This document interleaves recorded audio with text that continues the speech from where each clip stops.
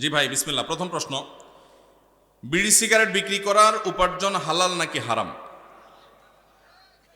যেই জিনিস খাওয়া পান করা ব্যবহার করা হারাম, ওইটার কেনা বেচা করাও। ইসলামে যে জিনিসটা খাওয়া পান করা ব্যবহার করা নিষেধ, সেটার বেচা কেনা করাটাও।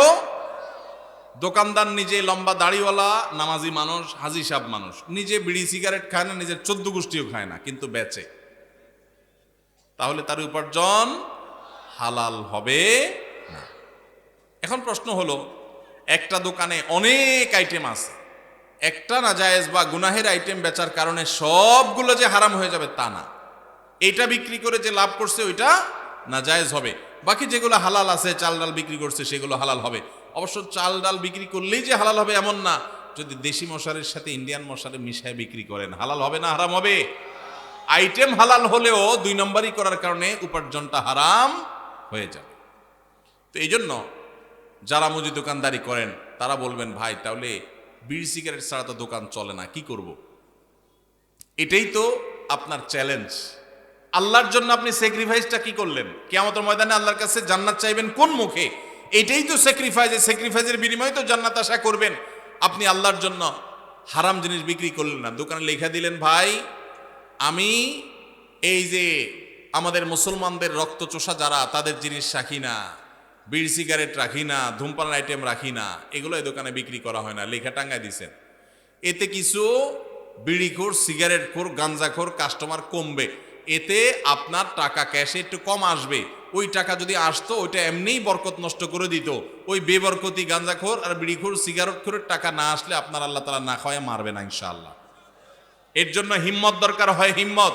কিছু কেনাবেচা কম হোক, কিছু কাস্টমার কম আসুক, আমি একটু কম খাবো, আমার ইনকাম একটু কম হবে, বিনিময়ে আমি জান্নাত পাবো ইনশাআল্লাহ। মনে শান্তি থাকবে যে আমি ক্যান্সারের আইটেম বিক্রি করে একটা মানুষকে সর্বশান্ত করার দায়ে আমি দায়ী হলাম না। দোকানদার ভাই যত সিগারেট বিক্রি করলেন,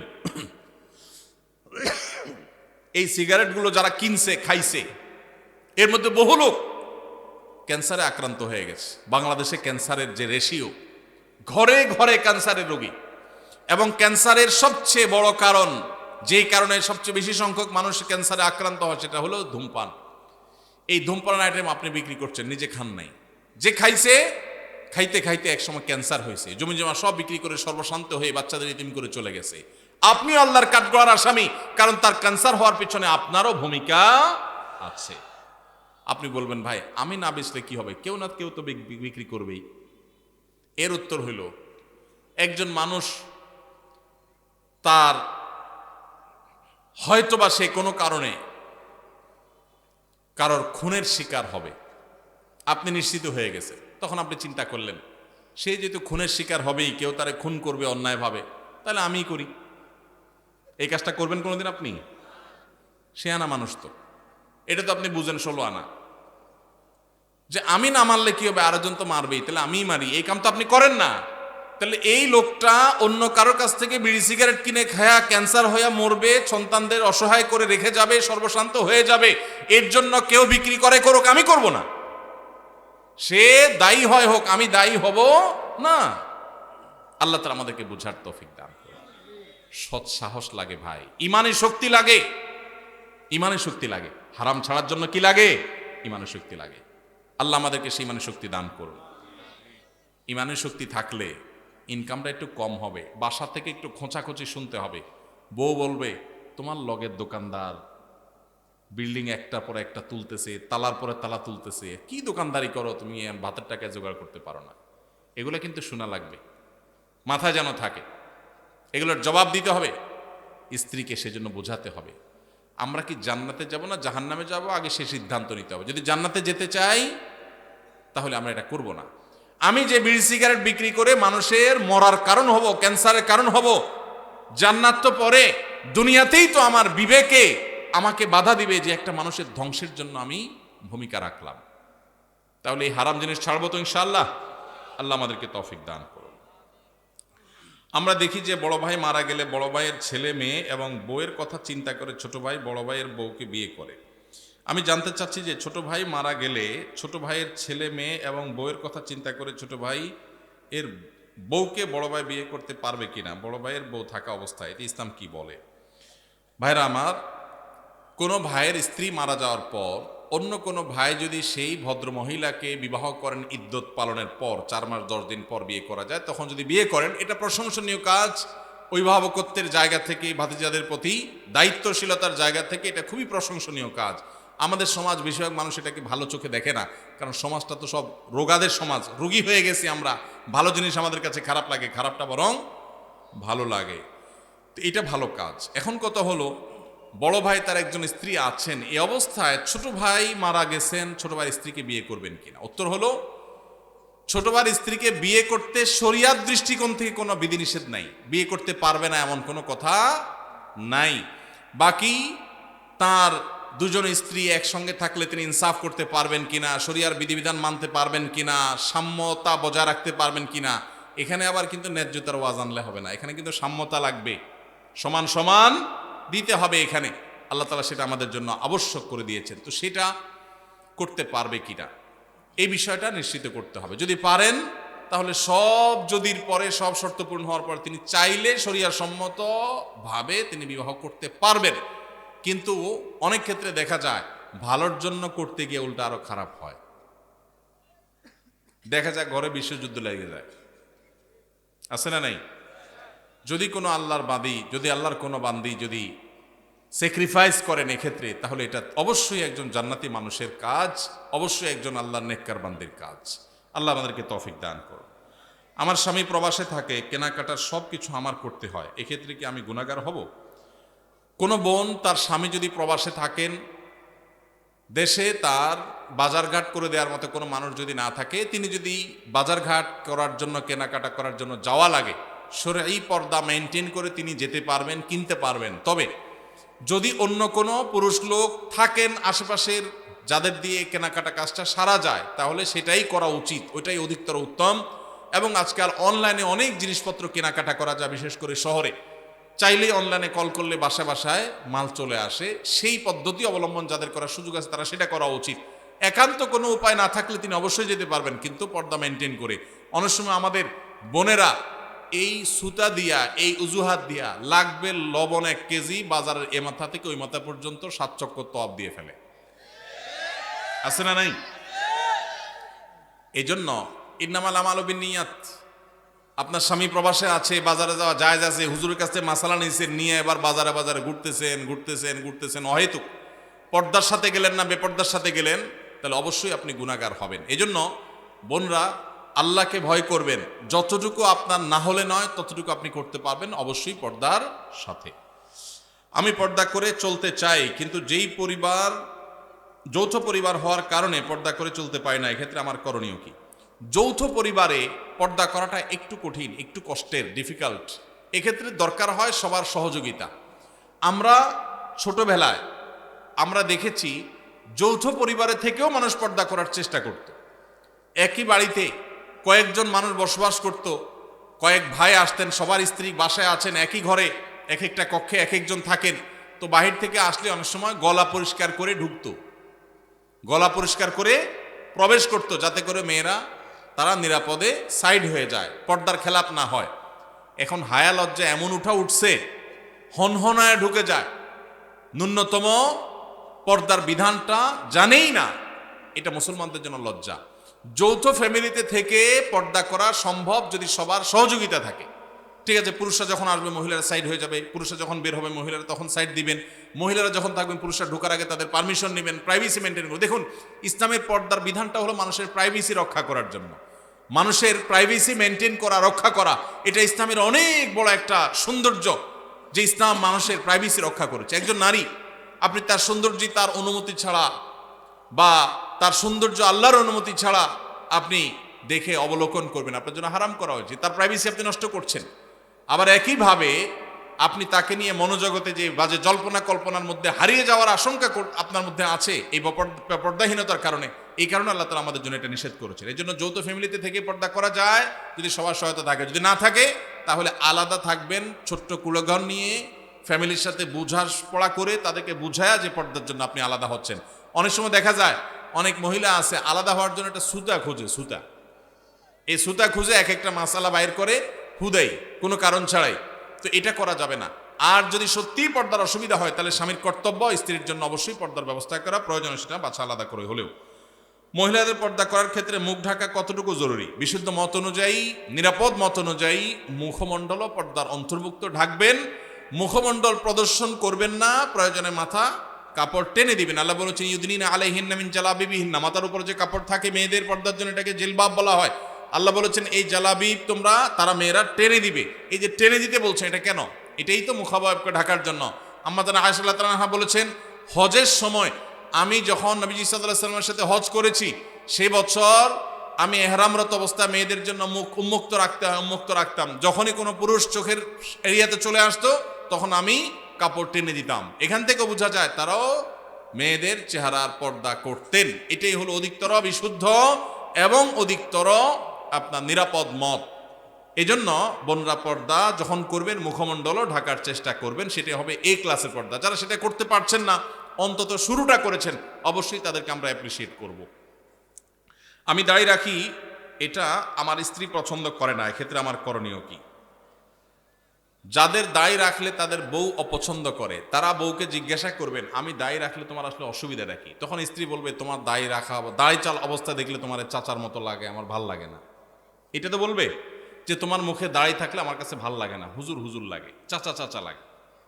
এটা যদি বউ বলে তখন বউকে বলবেন ঠিক আছে, তোমার ভালো লাগে না, এটার প্রতি শ্রদ্ধা রেখে আমি দাড়ি চেঁচে ফেলবো, শেভ করে ফেলবো। তবে সেই সাথে আমারও একটা কথা আছে, তোমার মাথার এই যে এত লম্বা লম্বা চুল আমার একদম ভাল লাগে না। আমার মন চায় তুমি এগুলো সব চেঁচে একদম ফুল গোলালের মতো হয়ে যাও, আমার এটা খুব ভাল লাগে। আপনি যখন এটা বলবেন, আপনার স্ত্রী যিনি দাড়ি পছন্দ করছেন না তিনি তখন আপনাকে যেটা রিপ্লাই দিবে সেটা হলো, তিনি বলবেন তোমার আসলে ডাক্তার দেখানো উচিত, তোমার মাথার সমস্যা হয়ে গেছে। মেয়েদের মাথার চুল আবার কেউ অপছন্দ করে? তখন আপনি বলবেন এই কথাটাই আমি বলতে চাইছিলাম আগে। এই যে মাথায় সমস্যা হওয়ার কথা আপনি আমাকে বললেন না, এই কথাটাই আমি বলতে চাইছিলাম, মায়ের ভয়ে বলি নেই। আল্লাহ তাআলা দাঁড়িয়ে আমার মুখে গজাইছেন, আপনার মুখে তো গজান নাই। আপনি মেয়ে মানুষ, আপনার মুখে তো গজায় নাই। নখ আমারটাও বড় হয়, আপনারটাও বড় হয়। শরীরের অন্য সমস্ত অঙ্গ প্রত্যঙ্গ বর্ধনশীল যেগুলো সব আপনারও বাড়ে আমারও বাড়ে। শুধু দাড়িটা আপনার মুখে গজাই না, আর আমার মুখে গজায় এবং বাড়ে। মোচটা গজায়, যেন মোচ ছোট ছোট রাখতে বলছিস। তাহলে আল্লাহ তাআলা আপনাকে একটা জিনিস দেয় নাই, আমাকে একটা জিনিস দিছে, তাহলে বোঝা গেছে এটা পুরুষত্বের মার্কা, এটা পুরুষত্বের মার্কা। এখন যে ভাইদের মুখে দাড়ি নাই আপনারা রাগ করেন না, আপনাদেরকে কষ্ট দেওয়ার জন্য বলছি না, আমি শুধু এটুকু বলছি যে দাড়ি এটা পুরুষত্বের আলামত। দাড়ি এটা কিসের আলামত? পুরুষত্বের আলামত। কারণ আল্লাহ তাআলা নারীকে দাড়ি দিছেন, পুরা বডির মধ্যে দেখবেন এই একটা জিনিসই মহিলাদের নাই, আপনার আছে, দাড়ি আর মোচ। দাড়ি আর গোপ ছাড়া সবকিছুই তাদেরও আছে, আমাদেরও আছে। কিন্তু এই জিনিসটা আল্লাহ তাআলা আমাদেরকে দিয়েছে, তাহলে এটা আমাদের একটা মার্কা। এখন এই মার্কা যদি কেউ পরিবর্তন করে ফেলতে বলে, এটা তো মানা যায় না। এটা কি মানা যায়? কোনো মহিলার কাছে যদি পুরুষের দাড়ি ভালো না লাগে, তাহলে এইটা কি আসলে মহিলা নাকি হিজড়া? এইটা নিয়ে প্রশ্ন তোলার সুযোগ আছে, এটা নিয়ে প্রশ্ন তোলার সুযোগ আছে। কারণ মহিলা হইলে তো বিপরীত লিঙ্গের প্রতি টান থাকার কথা, মহিলা হইলে তো পুরুষের মুখে দাড়ি দেখে তার ভালো লাগার কথা, কারণ আল্লাহ তাআলা ওইভাবেই দিয়েছেন পুরুষকে। ভাইরা আমার, যেই মেয়ে আপনার দাড়িকে পছন্দ করবে না, আপনি ওই মেয়ে কি দুঃখে বিয়ে করতে যাবেন? দেশে কি মেয়ের তল পড়ছে নাকি, অভাব পড়ছে নাকি? আল্লাহ তাআলা আমাদের বোনদের রুচিগুলোকে ইসলামের সাথে সঙ্গতিপূর্ণ রুচি করার তৌফিক দান করুন। আল্লাহ তাদেরকে ভালো উন্নত রুচি দান করুন। আমাদের যেসব ভাইদের মুখে দাড়ি নেই, আল্লাহ ভাইদের মুখে দাড়ি দান করে দিন। আর যাদের মুখে দাড়ি আছে, শুধু দাড়ি থাকলেই যে খাঁটি মুসলমান হয়ে গেছে সেটা না, তাদের আখলাক আমল সব কিছুকে আল্লাহ ঠিক করার তৌফিক দান করুন। আমি প্রবাসী ব্যাংক থেকে লোন নিয়ে বিল্ডিং করতে চাই, এটা করা যাবে কি না, বিষয়টা আমার জানা খুব দরকার। আপনি কি প্রবাসী ব্যাংক থেকে নেবেন না দেশি ব্যাংক থেকে নেবেন না অন্য কোন নামের ব্যাংক থেকে নেবেন সেটা বিষয় না। বিষয় হলো সুদভিত্তিক লোন নিলে সেটা হারাম। কোন ব্যাংক থেকে নিচ্ছেন সেটা ম্যাটার না। ব্যাংক থেকে যদি সুদভিত্তিক লোন নেন সেটা কি হারাম। আপনি বাড়ি করার জন্য সুদভিত্তিক লোন নেন, সেটা হারাম হবে। প্রয়োজনে আপনি ভাড়া বাড়িতে থাকবেন, কুড়ের ঘরে থাকবেন, কিন্তু হারামে জড়াবেন না। আল্লাহ আমাদেরকে বুঝদান করুক। বেশিরভাগ গ্রামে শহরে এখন মানুষ কথায় কথায় সুদের কারবার করে। সুদ যে কত ভয়াবহ, আল্লাহ তাআলা সুদের কারবারকারীকে যুদ্ধের ঘোষণা দিয়েছেন, যুদ্ধের ঘোষণা। ফাআযানু বিহারবি মিনাল্লাহি ওয়া রাসূলি, ভয়ঙ্কর ব্যাপার। কিন্তু গোটা পৃথিবীর অর্থনীতি দাঁড়িয়ে আছে সুদের উপরে। অনেক দীর্ঘ আলোচনা দরকার, আমার হাতে সময় নাই। আমি গোটা পৃথিবীর সংশোধনের দায়িত্ব নেই নাই, আমি আমার দায়িত্ব নিয়েছি। আল্লাহ আমাকে আমার সময় জিজ্ঞাসা করবে, এজন্য আমি সুদের কারবার করব না ইনশাআল্লাহ। যারা মাসিক বেতনে কর্ম করে তাদের নির্দিষ্ট একটা সময় থাকে, যেমন 10টা থেকে 5টা অফিসিয়াল টাইম। সে যদি ব্যক্তিগত কাজে অফিসে পরে আসে বা আগে চলে যায়, তাহলে সেক্ষেত্রে বেতন নেওয়াটা কতটুকু হালাল হবে? খুবই দরকারি প্রশ্ন। আমাদের অনেক ভাইরা আছেন, চাকরি করেন বিভিন্ন কোম্পানিতে, সরকারি বেসরকারি প্রতিষ্ঠানে। যেই কয় ঘন্টা ডিউটির জন্য আপনি চুক্তিবদ্ধ, ওই কয় ঘন্টা ডিউটি যদি আপনি ফাঁকি দেন, পরে আসেন, আগে চলে যান, আর কাজের ফাঁকে নিজের কাজ কাম করেন, মোবাইল টিপাটিপি করেন, ফাঁকি ঝুঁকি দেন, তাহলে তাদের ওই ফাঁকি ঝুঁকি দেওয়ার সময়টার যে ইনকামটা, ওইটা হারাম হবে। সেই ইনকামটা কি হবে? হারাম হবে। অনেক হারাম আছে আমরা যেগুলো জানি না। সুদ খাওয়া হারাম আমরা জানি, ঘুষ খাওয়া হারাম আমরা জানি, কিন্তু চাকরির মধ্যে এই যে ফাঁকি ঝুঁকি দিয়ে টাইম নষ্ট করে ওই টাইমের বেতন আমি নিচ্ছি, এটা যে হারাম, এটা আমাদের বেশিরভাগ মানুষের সেন্সও নেই। ভাইরা আমার, আল্লাহর ভয়ে আমানতদারিতা রক্ষা করতে হবে। মুসলমান কখনো আমানতের খেয়ানতকারী হতে পারে না। এমনকি আপনি অফিসে বা কোম্পানি, সরকারি বেসরকারি যেখানে কাজ করেন, ডিউটির সময় আপনি বসে বসে যদি ওয়াজ শুনেন ইউটিউবে কাজ বাদ দিয়া, সওয়াব হবে না গুনাহ হবে? কোরআন তেলাওয়াতও যদি শুনেন, সওয়াব হবে না গুনাহ হবে? ইমানদার কখনো সিসি ক্যামেরাকে ভয় পাবে না। ইমানদার ভয় পাবে কাকে? আল্লাহ রাব্বুল আলামিনকে। আমি 8 ঘন্টা করে ডিউটি করার জন্য চুক্তিবদ্ধ, মাস শেষ পুরো স্যালারিটা নিচ্ছি, অথচ আমি এভারেজে পুরো মাসে 8 ঘন্টা, 10 ঘন্টা, 15 ঘন্টা, 20 ঘন্টা ফাঁকি দিয়েছি, সেই টাইমের সময়টা স্যালারি আমি নিচ্ছি, এটা হারাম। অনেক ওলামা একরাম আছেন, আল্লাহ তাদের মধ্যে আল্লাহর ভয় এমনটা দিয়েছেন। টুমচর আলিয়া মাদ্রাসা বাংলাদেশের সবচেয়ে প্রাচীন মাদ্রাসাগুলোর একটা, সবচেয়ে পুরাতন মাদ্রাসাগুলোর, শতবর্ষী মাদ্রাসাগুলোর একটা হলো লক্ষ্মীপুর জেলার টুমচর আলিয়া মাদ্রাসা। টুমচর আলিয়া মাদ্রাসার প্রিন্সিপাল ছিলেন শেখ হারুন আল মাদানী হাফিজাউল্লাহ, এখনো বেঁচে আছেন, সিনিয়র আলেমে দ্বীন, লক্ষ্মীপুরের কৃতি সন্তান। শেখ হারুন আল মাদানী তিনি কিছুদিন আগে রিটায়ারমেন্টে গেছেন। কিছুদিন আগে বলতে 2-3 বছর হয়েছে সম্ভবত। তিনি রিটায়ারমেন্টে গেছেন, প্রিন্সিপাল ছিলেন ওই প্রতিষ্ঠান থেকে, তিনি অবসরে গেছেন। অবসরে যাওয়ার সময় তিনি যা সুযোগ সুবিধা পেয়েছেন, সেখান থেকে একটা চেক লিখে একটা বড় অ্যামাউন্ট, কয়েক লাখ টাকার একটা অ্যামাউন্ট তিনি মাদ্রাসার ফান্ডে দিয়ে দিছেন। মাদ্রাসায় তিনি সেটা দিয়ে দিছেন, এবং এটার কারণ হিসাবে, এটা তিনি আমাকে বলেন নাই, আমি অন্যভাবে জানছি, এর কারণ হিসাবে তিনি উল্লেখ করেছেন যে এত দীর্ঘ বছর, এত বছর কাজ করেছি এই প্রতিষ্ঠানে, চেষ্টা করছি ঠিকঠাক মতো ডিউটি পালন করতে, আমার অজান্তে হয়তো কোনো ফাঁকি ঝুঁকি হয়ে গেছে, হয়তো কোনো সময় নষ্ট হয়ে গেছে, হয়তো কোনো দিন দেরি হয়ে গেছে, আগে বের হয়ে গেছি, হয়তো কোনো সময় ব্যক্তিগত কাজ করে ফেলছি ডিউটির মধ্যে, সেই সময়গুলোর বেতনও তো সব আমার অ্যাকাউন্টে ঠিকই আসছে, কোনোটাই তো আর বাদ দেই নেই। এই জন্য কিয়ামতের ময়দানে যেন দাঁড়ায় থাকতে না হয়, জান্নাতের পথে যেন বাধা হয়ে না দাঁড়ায়, এই জন্য কিছু টাকা এর চেয়ে বেশি হবে না, এর কমই থাকবে, একটু বাড়ায়া সতর্কতামূলক দিলাম আমি দায়মুক্ত হওয়ার জন্য। মানুষ এখনো পৃথিবীতে আছে, সংখ্যায় কম কিন্তু আছে। আল্লাহ আমাদেরকে মানুষ, সেই ইমানদার, সেই মুসলমান হওয়ার তৌফিক দান করুন। ইমানদারকে কোনো সিসি ক্যামেরার মনিটরিং এর প্রয়োজন হয় না, তার সেলফ মনিটরিং, নিজেকে নিজে মনিটর করে, আল্লাহর মনিটরিং এ বিশ্বাস করে। আল্লাহ আমাদেরকে সেরকম মুসলমান হওয়ার তৌফিক দান করুন। তাহলে ভাই, ডিউটির ফাঁকে এই ফাঁকি ঝুঁকি করলে সেটা নাজায়েজ হবে। এরপরে প্রশ্ন হলো, অনেক সময় কোনো মুসলমানের পরিচয় উল্লেখ করতে গিয়ে লেখা হয় তিনি অমুক সম্ভ্রান্ত মুসলিম পরিবারে জন্মগ্রহণ করেছেন। প্রশ্ন হলো, মুসলমানের মধ্যে আবার সম্ভ্রান্ত অসম্ভ্রান্ত বলতে কিছু আছে কিনা? খুবই দরকারি এবং যৌক্তিক প্রশ্ন। এই প্রশ্ন এর আগেও কোথাও আমাকে করা হয়েছে, এবং এ বিষয়ে অনেক বছর আগে আমি, আমার একটা ফেসবুক আইডি ছিল, এখন আর নাই, সেটা ডিঅ্যাক্টিভ হয়ে গেছে, ওইটাতে আমি এই বিষয়ে লিখেছিলাম। খুবই দরকারি একটা প্রশ্ন। কোনো মানুষ তার পরিচয় পেপার পত্রিকায় দিতে গিয়ে বা কোনো সভা সমাবেশে দিতে গিয়ে অনেক সময় আমরা বলি তিনি অমুক জেলার অমুক থানার অমুক গ্রামের একটি সম্ভ্রান্ত মুসলিম পরিবারে জন্মগ্রহণ করেছেন, এটা তার ধর্মীয় পরিচয়। মারা গেলেও অনেক সময় এরকম গদবাদা কথা বলা হয় যে তিনি একটা সম্ভ্রান্ত মুসলিম পরিবারে জন্মগ্রহণ করেছেন। এই যে সম্ভ্রান্ত মুসলিম পরিবার, এই টার্মটাই কোনো সঠিক টার্ম না। কেন? কারণ আপনারা জানেন মুসলমানের মধ্যে কোনো সম্ভ্রান্ত অসম্ভ্রান্ত, নিচু জাত উঁচু জাত বলতে কোনো কিছু নাই। আল্লাহ কোরআনে বলেছেন ইন্না আকরামাকুম ইনদাল্লাহি আত্তাকুম। এর আগে আল্লাহ বলেছেন ইন্না খালাকনাকুম শুউবান ওয়া কাবাইলা লিতাআরাফু। তোমাদেরকে বিভিন্ন গোত্রে বংশে আল্লাহ তাআলা সৃষ্টি করেছেন। কেন? আল্লাহ বলেছেন পরিচয়ের সুবিধার্থে। কোন গোত্রে জন্ম নিলে সে সম্ভ্রান্ত হয়, আবার কোন গোত্রে জন্ম নিলে অসম্ভ্রান্ত হয়, এই ধারণা ইসলামে নাই। ইন্না আকরামাকুম ইনদাল্লাহি আতকাকুম, তোমাদের ভিতরে সবচেয়ে সম্মানিত সে যার মধ্যে তাকওয়া সবচাইতে বেশি।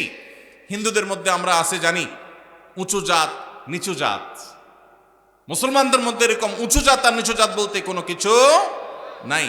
সকল মুসলমান আল্লাহর কাছে সম্মানিত যদি তাকওয়া থাকে, আর তাকওয়া যদি না থাকে, যত তথাকথিত নামকরা ফ্যামিলিতে জন্মগ্রহণ করুক না কেন, রাজবংশ জন্ম করুক না কেন, আল্লাহর কাছে সে নিকৃষ্ট, সে কখনো আল্লাহর কাছে মর্যাদাপূর্ণ না। এই জন্য সম্ভ্রান্ত মুসলমান আর অসম্ভ্রান্ত মুসলমান বলতে কোনো পার্থক্য বা ব্যবধান ইসলামে নাই।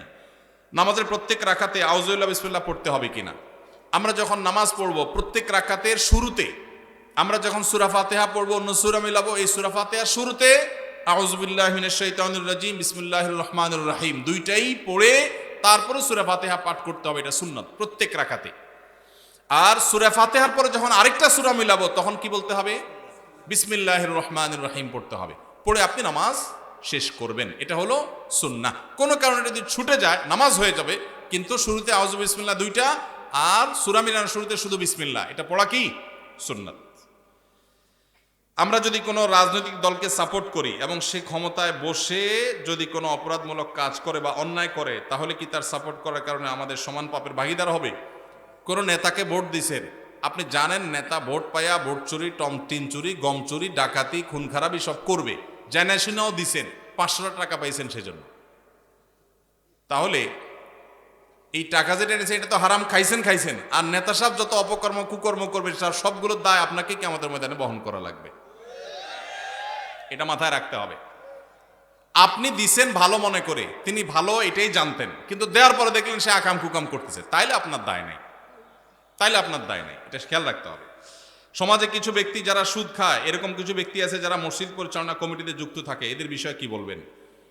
নতুন বাংলাদেশে অন্তত আপনাদের একটা সংস্কার করা দরকার, আমাদের একটা সংস্কার করা দরকার। মসজিদ কমিটিতে কোনো সুদখোর, ঘুষখোর, 2 নম্বর হারামখোর মানুষ থাকতে পারবে না। আল্লাহর ঘর পরিচালনা করবেন কারা? আল্লাহ কোরআনে কারিমে বলেছেন ইন্নামা ইয়ামুরু মাসাজিদাল্লাহি মান আমানা বিল্লাহি ওয়াল ইয়াউমিল আখির ওয়া আকামাস সালাহ ওয়া আতাজ যাকাত ওয়া লাম ইয়াখশা ইল্লাল্লাহ। আল্লাহর ঘর আবাদ করবে যাদের মধ্যে ঈমান আছে, যারা নামাজ কায়েম করে, যারা যাকাত আদায় করে, যারা আল্লাহ ছাড়া কাউকে পরোয়া করে না, মুত্তাকি পরেজগাররা।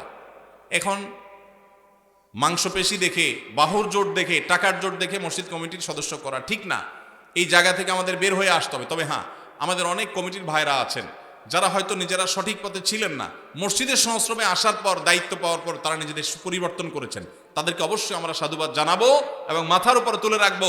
এবং যারা এখনো সংশোধন হন নাই তাদেরকেও আমরা বলবো আপনারা সংশোধন হয়ে যান, পরিবর্তন তো করার দরকার নাই। কিন্তু নিজে নামাজও পড়ার খবর নাই, মসজিদ কমিটির সভাপতি সেক্রেটারি চেয়ার দখল করে রাখবেন, এটা কোনো অবস্থাতে মানা যায় না। আমাদের নিজেদেরকে পরিবর্তন করার সিদ্ধান্ত নিতে হবে। এগুলো এলাকায় কিছু লোক আছে যারা বিয়ের সম্বন্ধ আসলে ভেঙে দেয়, তাদের সম্পর্কে কিছু বলেন। খুব দরকারি একটা প্রশ্ন ভাই, খুব দরকারি একটা প্রশ্ন। আমাদের দেশের গ্রামে গঞ্জে এই ধরনের নিকৃষ্ট মানুষ, এই ধরনের ফাসিক এবং পাপিষ্ট মানুষ বহু আছে। এমনকি অনেক লোক আছে নামাজ কালাম পড়ায়, মসজিদে জামাতের সাথে নামাজ আদায় করে, কিন্তু মানুষের বিয়ে শাদী উপলক্ষে খোঁচাখুচি করে। কোন এলাকাতে একটা মেয়ের খবর নেয়ার জন্য আরেক এলাকা থেকে মানুষ আসছে এলাকাতে আপনাকে পাইছে একটা পুকুরের ঘাটে উজু করতেছেন, দেখছে যে মসজিদের পুকুরের ঘাট উজু করতেছে, বেচারা নামাজি মানুষই হবে। জিজ্ঞাসা করছেন, ভাই সালাম আলাইকুম, আপনাদের এলাকায় অমুক মেয়েটার সম্পর্কে কিছু জানেন কিনা। আপনি চিন্তা করছেন, আরে তো আপনার শত্রুর মেয়ে, আপনার সাথে তার আইল ঠেলাঠেলি আছে, এই চান্সে আপনি শত্রুতা উদ্ধার করার জন্য বলছেন, ভাই আল্লাহ বাঁচাইছে, আপনি আমার কাছে আসছেন ভাই। এই বইলা যে আপনি একটা শয়তানি শুরু করে দিলেন, আস্ত ডাহা ডাহা মিথ্যা কথা বলে ওই বিয়েটা ভাঙে দিলেন। এই কাজটা শুধু মিথ্যা না, আল্লাহর জমিনে আল্লাহর আরশ কাঁপার মতো সবচেয়ে ভয়াবহ অপরাধগুলোর মধ্যে থেকে একটি। কারণ এখানে একটা নিষ্কলুষ চরিত্রে আপনি কালিমা দিলেন, একজন নিরপরাধ মানুষ সম্পর্কে মিথ্যাচার করলেন, আবার নিজে মিথ্যা কথা বললেন, আবার ওই লোকটাকে অসত্য সংবাদ দিলেন, মিথ্যা সাক্ষ্য দিলেন। অনেকগুলো কবিরা গুনার সমাহার এখানে আছে, একটা কবিরা গুনাহ নয়, অনেকগুলো কবিরা গুনাহ একযোগে হচ্ছে, আপনি টেরও পাচ্ছেন না। জাহান্নামে যাওয়ার জন্য বেশি কিছু দরকার হবে না ভাই। আবার দেখা যায় নিজের পক্ষের লোক সম্পর্কে যদি জিজ্ঞাসা করে, ভাই অমুক ছেলেটা সম্পর্কে কি জানেন, ছেলেটা আপনার বোনের ছেলে, বাইগনা, আপনার কাছেই আসছে। আপনি চিন্তা করলেন, হায় হায়, আল্লাহ বাঁচাইছে যে আরেকজনের কাছে যায় নাই, ছেলের গুদুল আছে, বহুত বদনাম আছে। আপনি বলতেছেন, ভাই আমাদের এই গ্রামে যদি একটা ফেরেশতার মতো ছেলে থাকে তো এই ছেলে আছে ভাই, একের ছেলে একের। এই ক্ষেত্রেও আপনি ওই মেয়েওয়ালাদেরকে, মেয়ে পক্ষকে মিথ্যা তথ্য দিয়ে তাদেরকে ক্ষতিগ্রস্ত করলেন, বিভ্রান্ত করলেন, মিথ্যা সাক্ষ্য দিলেন, এক্ষেত্রেও আপনি অপরাধী। তাহলে কি করবেন? যতটুকু সত্য ততটুকু বলবেন। সত্য বলার মতো যদি বুকে বল না থাকে, যদি মনে হয় সত্য বললে আমি মাইদ্যর খাওয়া লাগবে, তাহলে বলবেন, ভাই সরি, অন্য কেউ যারা চিনে জানে তাদেরকে জিজ্ঞাসা করেন, আপনি অ্যাভয়েড করে যান। কিন্তু বলতে যখন যাবেন তখন আপনাকে সত্য বলতে হবে।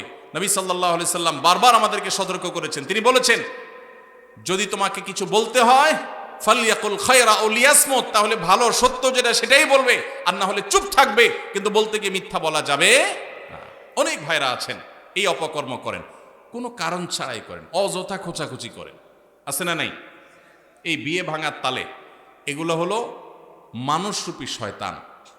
আপনি যদি আস্ত মানুষের সুরতে শয়তান দেখতে চান, এইরকম বিয়ে ভাঙাভাঙির কাজ যারা করে এরা হলো সে মানুষরূপী শয়তান। কেন বলেছি জানেন? কারণ ইবলিস শয়তান সবচেয়ে বেশি খুশি হয় একটা সংসার ভেঙে দিলে। একটা সংসার ভেঙে দিলে শয়তান সবচেয়ে বেশি খুশি হয়, অন্য কোনো কাজে শয়তান এত খুশি হয় না। আর এই লোকটা একটা বিয়ে হতে যাচ্ছিল, মিথ্যা কথা বলে ভেঙে দিয়েছে, অথবা অজাগা বিয়ের ব্যবস্থা করে দিয়েছে মিথ্যা তথ্য দিয়ে। এই লোকটা শয়তানের সে কাজটা করেছে। আল্লাহ আমাদেরকে এই দুশ্চরিত্র থেকে বেঁচে থাকার তৌফিক দান করুন। যারা এই সমস্ত খারাপ কাজের বদভ্যাস আছে, আল্লাহর ওয়াস্তে তারা ছেড়ে দেন, আল্লাহকে ভয় করেন। সকালে ঘর ঝাড়ু না দিলে কি গুনাহ হয়? না ভাই, ঘর ঝাড়ু না দিলে কোনো গুনাহ হয় না। এগুলো কুসংস্কারের কথা। আগের যুগের মানুষরা নিজের বৌমা, পোলাপান এগুলাকে সোজা রাখার জন্য অনেক জাল হাদিস বানাইতো। এটা সেরকমই একটা। ধরেন বৌমাদেরকে দড়ির উপর রাখার জন্য একটা জাল হাদিস বানাই দিল, সকালে ঘর ঝাড়ু না দিলে গুনাহ হয়। এবার বৌমা সকালে উঠা ঘর ঝাড়ু দিবেই দিবে। তো আল্লাহর নামে, নবীর নামে মিথ্যাচার এগুলো করা উচিত না। ঘর ঝাড়ু দিলেন কি না দিলেন এর সাথে গুনাহের কোনো সম্পর্ক না। তবে হ্যাঁ, বাসা বাড়ি পরিচ্ছন্ন রাখা উচিত, সেটা সকালে হোক আর বিকালে হোক। ফজরের সময় ঘুম থেকে উঠতে দেরি হলে করণীয় কি? দেরি হলে কোনো একদিন হঠাৎ দেরি হয়ে গেছে, তাহলে যখন উঠছেন তখন নামাজ পড়বেন। মান্না মান সালাতিন আও নাসিহা ফালিউসাল্লিহা জাযাকারা ফাইন্না যালিকা ওয়াক্তুহা। কোনো কারণে একদিন মিস হয়ে গেছে, কিন্তু ডেইলি আপনি সকাল 7টা বাজে উঠে ফজর নামাজ পড়েন, মায়ের একটাও নিচে পড়বে না। অ্যাক্সিডেন্টে কোনো মুসলিম মারা গেলে উনি কি শহীদি মর্যাদা পান? 5 শ্রেণী মানুষকে নবী সাল্লাল্লাহু আলাইহি সাল্লাম শহীদ বলেছেন, অর্থাৎ শহীদের মর্যাদা পাবে। অরিজিনাল শহীদ না, কিন্তু মর্যাদা পাবে। অরিজিনাল শহীদ তো যে আল্লাহর রাহে শহীদ হয়। আর এই 5 শ্রেণী মানুষ যারা শাহাদাতের মর্যাদা পাবে, সেই মানুষগুলোর মধ্যে থেকে এক শ্রেণী মানুষ হলো কোনো দেয়াল চাপা, ওয়াল চাপা, কোনো কিছু চাপা পড়ে মারা গেলে। এখন গায়ের নিচে চাপা পড়ে মারা গেলে আশা করা যায় আল্লাহ তাআলা তাকে শাহাদাতের মর্যাদা দিবেন। স্বামী মারা গেলে স্ত্রীর নাকের দুল, কানের দুল, হাতের বালা খুলে ফেলতে হবে নাকি পড়তে পারবে? স্বামী মারা যাওয়ার পর স্ত্রীকে ইদ্যত পালন করতে হয় 4 মাস 10 দিন। এই 4 মাস 10 দিনের ভিতরে সে অন্যত্র বিয়ে বসতে পারে না, 4 মাস 10 দিনের পরে বসতে পারে। যেই ঘরে থাকে সেই ঘরে, ঘরে বলতে কোনো রুমের ভিতরে না, যে বাড়িতে থাকে ওই বাড়ির চৌহদ্দির মধ্যে থাকেন। দূর দূরান্তে ডাক্তার দেখানো বিশেষ প্রয়োজন ছাড়া বাহিরে যাবেন না, সাজগোজ করবেন না। কিন্তু এর মানে এই না যে হিন্দুদের মতো স্বামী মারা গেলে স্ত্রী সারা জীবন সাদা পোশাক পরে থাকতে হবে, সাদা শাড়ি পরা, এরকম কোনো কথা নেই। সাধারণ পোশাক আশাক তিনি পরে থাকবেন, আর সাজসজ্জা করবেন না। সেজন্য তার ওই যে গহনা টহনা পরে সাজসজ্জা করা সেগুলো করবেন না, এগুলো খুলে রাখবেন। আবার ইদ্যত যখন শেষ হবে তখন আবার স্বাভাবিক জীবনে ফিরে যাবে।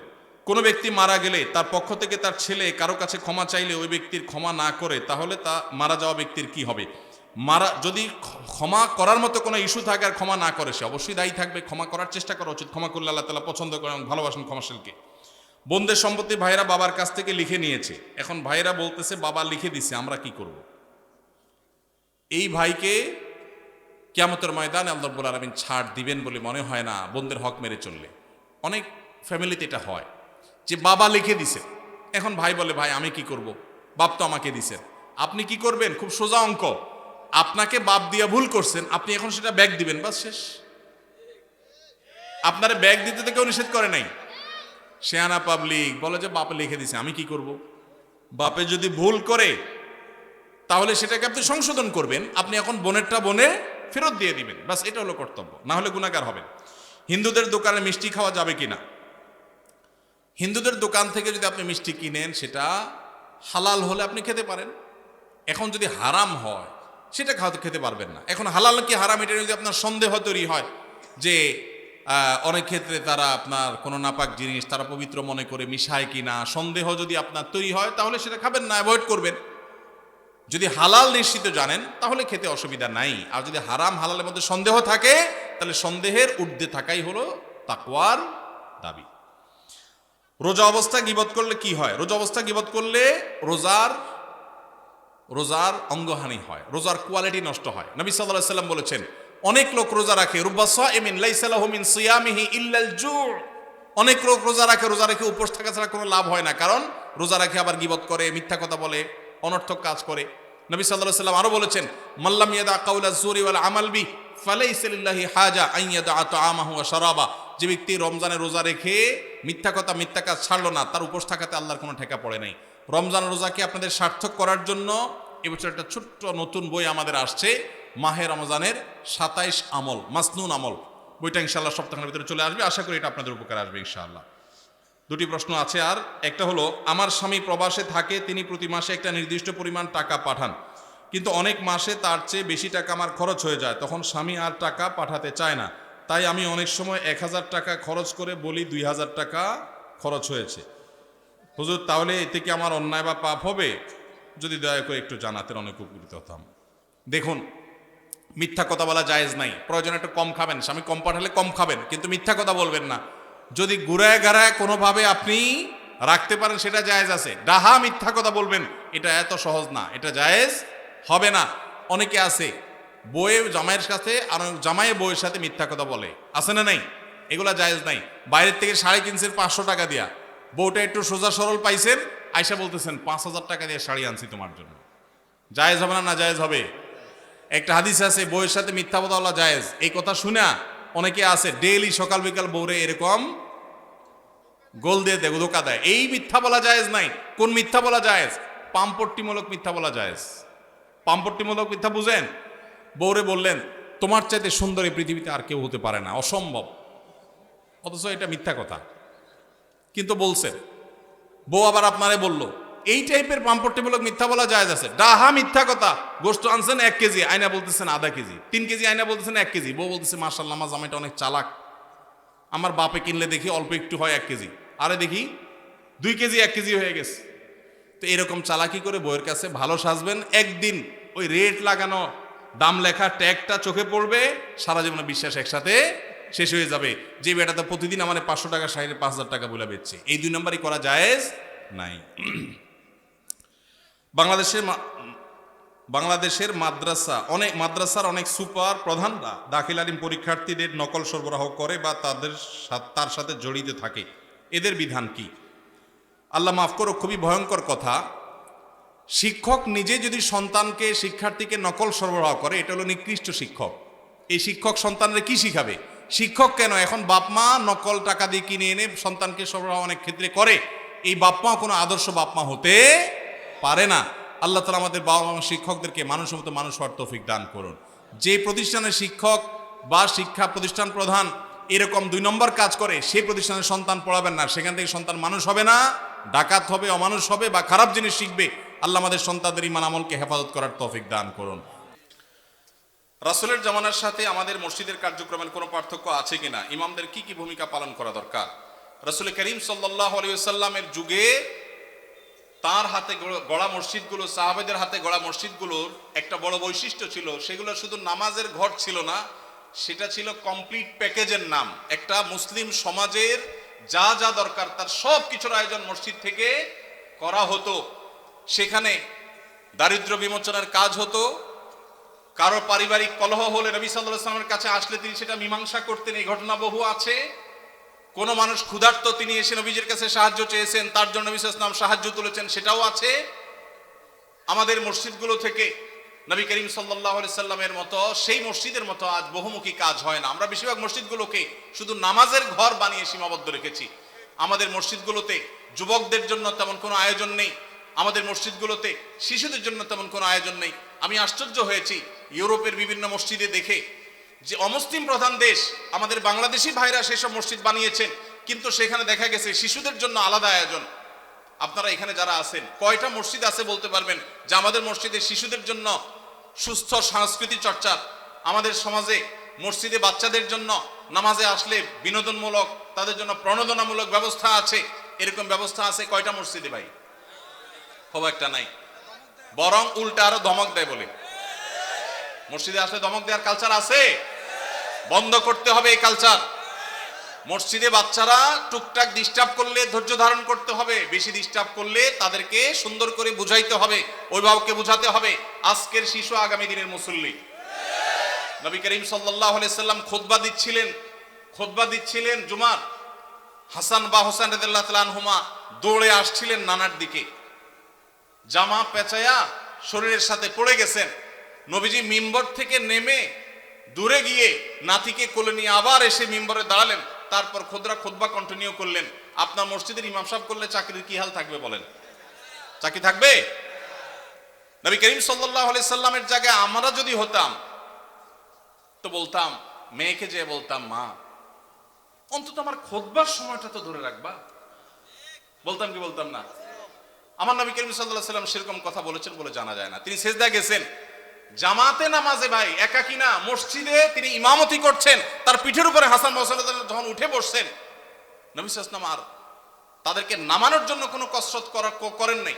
ওই অবস্থায় তিনি অপেক্ষা করছেন, সেজদার তাসবিহ বাড়াচ্ছেন, সময় যাচ্ছে। নাতির ঘোড়ায় চড়ার শখ পূরণ হওয়ার পর যখন পিঠ থেকে নামছে, তখন নবী সাল্লাল্লাহু আলাইহি ওয়াসাল্লাম মাথা উঁচু করছেন। এরপরে নামাজ শেষে সাহাবীরা জিজ্ঞেস করছে, হে আল্লাহর রাসূল, আজকে সিজদা একটু লম্বা হয়েছে, ব্যাপার কি? কি কোনো ওহী আসলো নাকি বিশেষ কোনো নির্দেশ কি?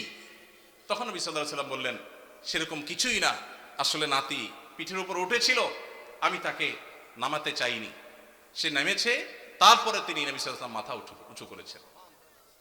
আমাদের ইমাম সাহেবদের যদি নাতি তো দূরের কথা, নাতিরে তো মানুষ একটু একটা আদর করে, ছেলেও যদি আসতো বা নাতির জায়গায় আরো কিছু যদি আসে, পিঠের উপরে তার পরিবারে কোনো বাচ্চা আসতো, ইমাম সাহেবের চাকরি চলে যেত। ঠিক না ভাই? ঠিক। ভাইরা আমার, যদি নবী সাল্লাল্লাহু আলাইহি ওয়াসাল্লামের পিঠে নাতি উঠার পরও নবী সাল্লাল্লাহু আলাইহি ওয়াসাল্লাম ফাতিমা রাদিয়াল্লাহু তাআলা আনহাকে এই কথা বলার কথা হাদিসে পাওয়া যায় না যে নামাজের পর নবী সাল্লাল্লাহু আলাইহি ওয়াসাল্লাম ফাতিমা রাদিয়াল্লাহু তাআলাকে বসে বলেছেন, বললে সেটা অবশ্যই হাদিসে আসতো। নবী সাল্লাল্লাহু আলাইহি ওয়াসাল্লামের ব্যক্তিগত জীবনের যে সমস্ত বিষয় থেকে উম্মতের শিক্ষা আছে তার সবগুলো হাদিসে আসে। এরকম কোন হাদিস পাওয়া যায় না যে তিনি ফাতিমা রাদিয়াল্লাহু তাআলার কাছে যে বলেছেন, মা আমি মসজিদে ইমামতির দায়িত্ব পালন করছি, এই টাইমে তুমি নাতিকে ছেড়ে দিলা, তাকে এই টাইমটা ধরে রাখতে পারতা। নবীজি এরকম বলেছেন বলে কোনো প্রমাণ পাওয়া যায় না। এই জন্য বাচ্চাদের টুকটাক মসজিদে আসা, তাদের ডিস্টার্ব করা, এটাকে মুরব্বীরা, চাচাজিরা, বাবাজিরা আল্লাহর ওয়াস্তে হজম করে নিবেন। আপনারা যদি ধমক দেন তো মনে রাখবেন, এই বাচ্চা মসজিদ থেকে যদি দূরে সরে যায় আপনার ধমকের কারণে, সারা জীবনের জন্য আপনি গুনাহগার হয়ে থাকবেন। এদেশের একজন প্রথম সারির বড় আলেম, প্রথম 10 জনের একজন হবে, নাম বললে সবাই 100% মানুষ চিনে যাবেন, আমি নাম বলছি না। ওনার ছেলে মদিনা ইউনিভার্সিটিতে তখন পড়ে, আমাকে বলেছিল ব্যক্তিগতভাবে, ভাই আল্লাহ আমাকে আলেম বানিয়েছেন, মাদ্রাসা পড়িয়েছেন, ইউনিভার্সিটিতে পড়ালেখা করে অনার্স করেছি, আমি ছাত্র বা শৈশবে ছোট জীবনে মসজিদ থেকে ধমক খাইছি এক মুরব্বীর, আমি মরণ পর্যন্ত ভুলবো না। আমার মনে কতটা আঘাত সেটা এঁকে দিয়েছে। বহু ধমক জীবনে খেয়েছি, কিন্তু ওই ধমকটা ভুলবো না। মসজিদে গিয়েছি বহুত আবেগ নিয়ে, অনুভূতি নিয়ে, একটু দুষ্টামি করেছি, যেই ধমক খেয়েছি আমার ভেতরটা কেঁপে উঠছে। আমি চিন্তা করি আমার জায়গায় একজন সাধারণ মুসলমান যে এতটা ইসলাম বুঝে না, হয়তো স্কুল কলেজে পড়েছে, সে যদি আঘাতটা পাইতো সে হয়তো নাস্তিক হয়ে যেত, সে হয়তো ইসলাম থেকে দূরে সরে যেত। এই জন্য মসজিদ থেকে বাচ্চাদেরকে ধমক দিবেন না। আদর্শ মসজিদের জন্য, বাচ্চাদের জন্য, যুবকদের জন্য, এমনকি মা বোনদের দ্বীনি শিক্ষার জন্য চিন্তা ভাবনা, ফিকির, তাদের জন্য পর্দা, প্রাইভেসি রক্ষা করে কিভাবে তাদেরকে দিনদার বানানো যায়, ফরজে আইনের ইলম শেখানো যায়, সেই ব্যবস্থাপনা থাকতে হবে। মসজিদ থেকে জনসেবামূলক কার্যক্রম থাকতে হবে। জনসেবার জন্য পয়সার দরকার নাই, ইচ্ছা যথেষ্ট। আমি একটা ক্যাম্পেইন শুরু করছি, প্রত্যেক এলাকায় যুবক ভাইয়েরা ইমাম সাহেবদের নেতৃত্বে এলাকা পরিচ্ছন্নতা অভিযানে নেমে যান। আপনার এলাকাটা সবচেয়ে ক্লিন রাখেন। প্রতিদিন এক ওয়াক্ত নামাজের পরে 10 মিনিট করে এলাকা ভাগ করে নেন। সারের বস্তায় করে সব ময়লা গালা কুড়িয়ে এক জায়গায় এনে সেটাকে জ্বালিয়ে দেন বা শেষ করেন, এলাকাকে পরিচ্ছন্ন করেন। আরো হাজারটা কাজ করা যায় পয়সা কড়ি ছাড়া। সামান্য একটু মেহনত করলে, পরিশ্রম করলে দেশের চেহারা আমরা পরিবর্তন করতে পারবো ইনশাআল্লাহ। আল্লাহ আমাদের সবাইকে মসজিদে নববীর মতো একটা বহুমুখী কার্যক্রম বিশিষ্ট মসজিদ আমাদেরকে করার তৌফিক নসিব করুন। আমাদের পরিবারের অনেক সময় অনেক বড় রোগে আক্রান্ত হন। আমাদের পরিবারে অনেকে অনেক সময় বড় রোগে আক্রান্ত হন, যেমন cancer, brain tumour, liver cirrhosis ইত্যাদি। এই ধরনের রোগের চিকিৎসার ক্ষেত্রে অনেকে তার পুরো সম্পদ বিক্রি করে ফেলে, নিঃস্ব হয়ে যায়। শরীর দৃষ্টিকোণ থেকে কতটুকু সম্পদ ব্যয় করা উচিত এবং ইসলামের নির্দেশনা কি? যদি আল্লাহ না করুন কেউ দুরারোগ্য ব্যাধিতে আক্রান্ত হন, যার চিকিৎসায় লক্ষ লক্ষ টাকার দরকার হয়, তার জমি জমা বিক্রি করা লাগে। প্রশ্নকর্তা ভাইয়ের জানার বিষয় হলো তার টোটাল অ্যাসেট থেকে কত পার্সেন্ট তার নিজের ট্রিটমেন্টে খরচ করা যাবে। এর উত্তর হলো এর কোনো পার্সেন্টেজ শরীয়ত ঠিক করে দেয় নাই। তার ট্রিটমেন্টের জন্য যদি তার টোটাল সম্পদও বিক্রি করা লাগে, সেটা বিক্রি করার অধিকার ইসলাম তাকে পরিপূর্ণভাবে দিয়েছে। মানুষের সম্পদের ক্ষেত্রে শরীয়ত তাকে এতটা স্বাধীনতা দিয়েছে যে তার সম্পদ কি করবে না করবে এক্ষেত্রে কারোর সেখানে কোনো নাক গলাবার অধিকার, সন্তানদের এটা বলার অধিকার নাই যে বাবা তুমি নিজে চিকিৎসা সব খরচ করবে, আমরা কি করব, এটা বলার অধিকার নাই। অনেক কুলাঙ্গার সন্তান আছে, বাবার এরকম সিরিয়াস পর্যায়ে হয়ে গেলে জমি বিক্রি করতে দেয় না, বরং বাধা দেয়। আছে না নাই? মনে রাখবেন, বাপদাদার সম্পদ দিয়ে মানুষ ধনী হয় না, হলেও সেটা সাস্টেইন করে না, টেকসই হয় না। মানুষ নিজস্ব চেষ্টায় আল্লাহর অনুগ্রহে ধনী হয়। বহু বড় লোকের ছেলেরা একসময় রাস্তায় মানুষের কাছে হাত পাততে হয়। এজন্য বাবার সম্পদ, মায়ের সম্পদ, সেগুলোর জন্য কামড়াকামড়ি করা, তাদের হক নষ্ট করা, এগুলো আমাদের মূর্খতা। তবে হ্যাঁ, কেউ যদি মনে করেন যে দুরারোগ্য ব্যাধিতে আমি আক্রান্ত হয়েছি, এখানে ট্রিটমেন্ট করে আসলে লাভ হবে না, ডাক্তারদের অ্যাসেসমেন্ট অনুযায়ী মৃত্যুই নিশ্চিত এবং জটিল পরিস্থিতি, তাহলে সেক্ষেত্রে আমার বাচ্চারা তারা অসহায় হয়ে যাওয়ার চাইতে আমি সুন্নত হিসাবে ট্রিটমেন্ট করি, কিন্তু খুব বেশি অ্যাগ্রেসিভলি ট্রিটমেন্টের জন্য খরচ করবো না। এটা যদি কেউ সিদ্ধান্ত নেয় তো সেই এখতিয়ারও শরীয়ত ওই ব্যক্তিকে দিয়েছে, অবস্থা বুঝে তিনি ডিসিশন নেবেন। এরপরে প্রশ্ন, আমার বড় ভাইয়ের বউ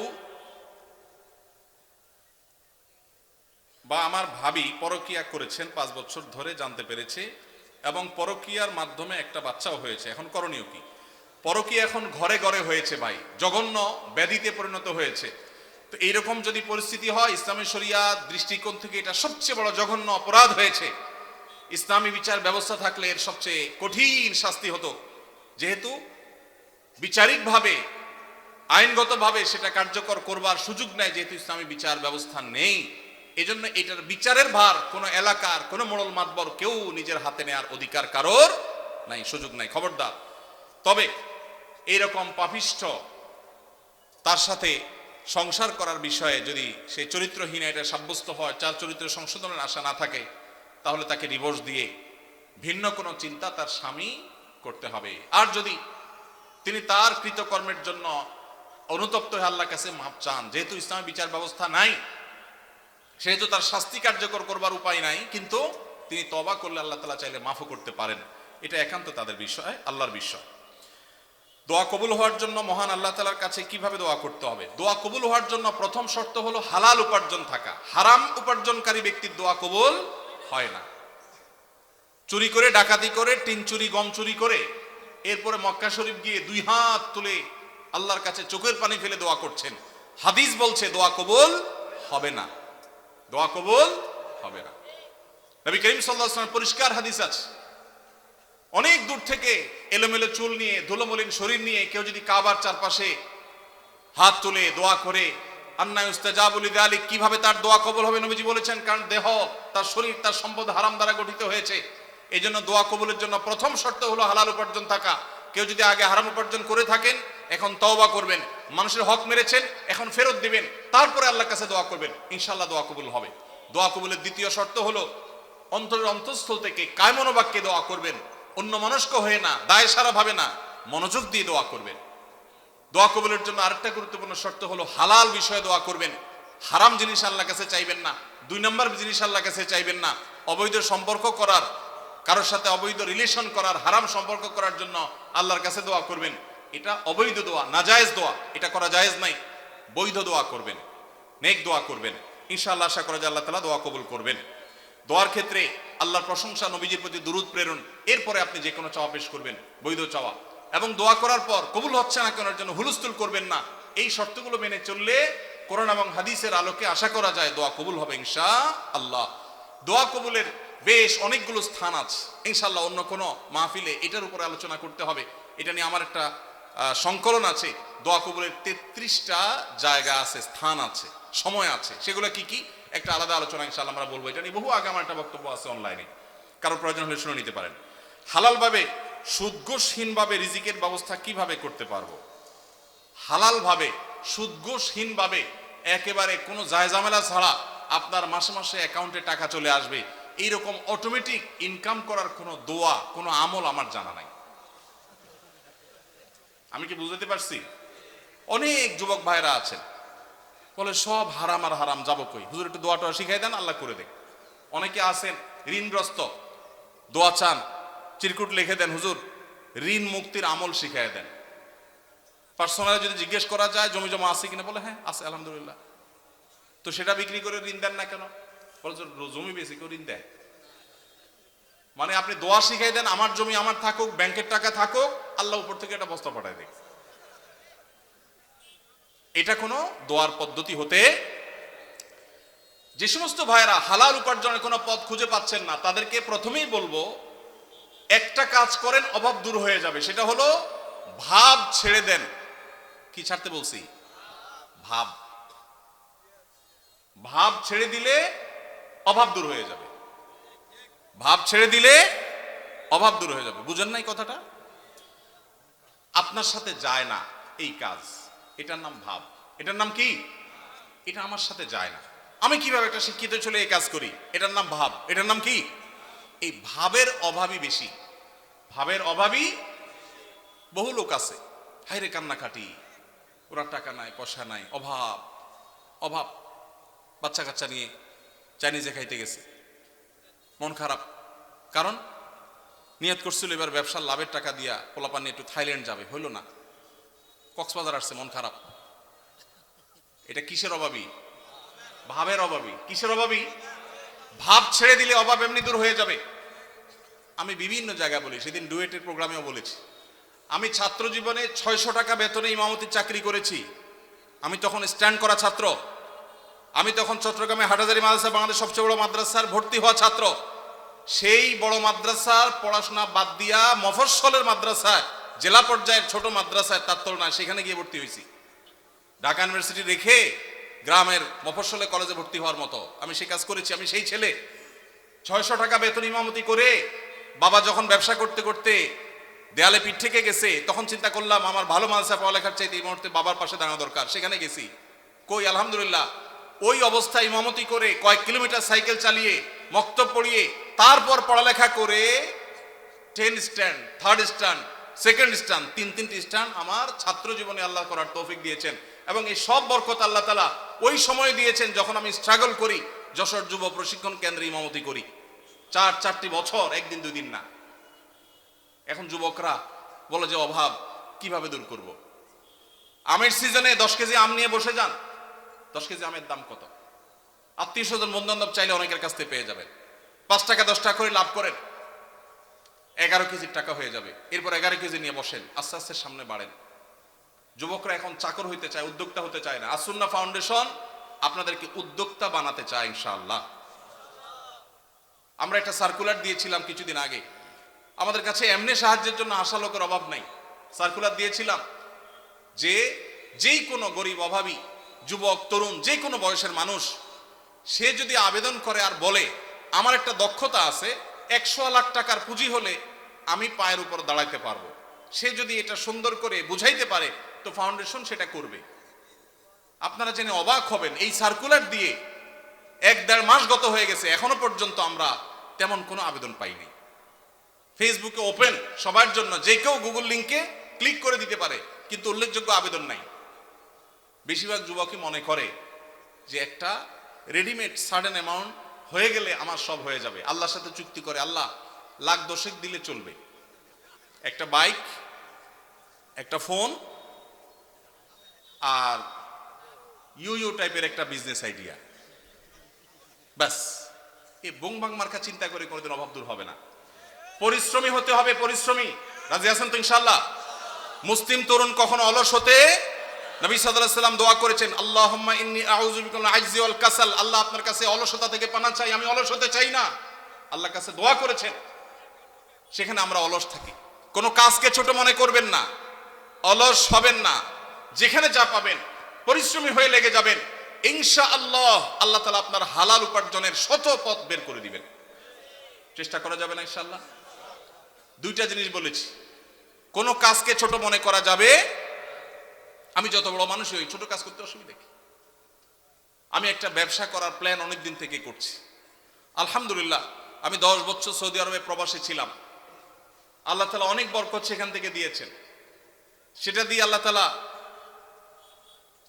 ছোট ছোট দুটি ফ্ল্যাট করার তৌফিক দিয়েছেন। 10 বছর চাকরি শেষে সৌদি আরবে এতগুলো টাকা একসাথে পাওয়া যায়, ওই যে ভাই জানেন, এই সবগুলো টাকা দিয়ে আল্লাহ তাআলা যে ছোট ছোট দুটি জায়গা দিয়েছেন, তার ভাড়ার টাকা আসে, আমার ডাল ভাত খেয়ে বাঁচা যায়। তারপর আমি ব্যবসা করতে চাই, কারণ আমি চাই যে আমার ভাইয়েরা, আমার দিনী ভাইয়েরা, তারা শিখুক যে পরিশ্রম করতে হয় হালাল উপার্জনের জন্য, অন্যের উপার্জনের পথ যেন খোলে সেজন্য চেষ্টা করতে হয়।